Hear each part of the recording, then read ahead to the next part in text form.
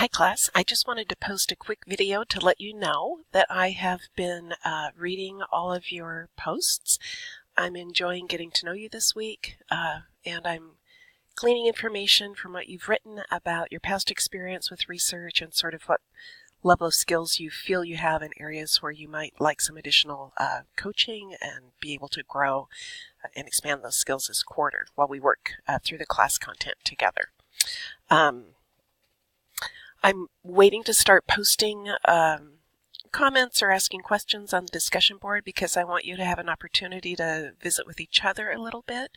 This is a master's level course, and so there are some expectations for citing resources, particularly in your initial posts, but I want us to try to find a balance between that academic writing and the sort of formal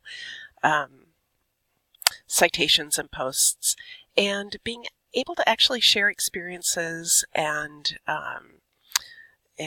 context and stories with one another in a more conversational way.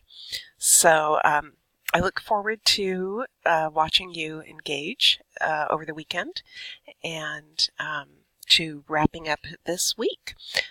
Don't hesitate to reach out to me with any questions that you have, whether this week or in future weeks.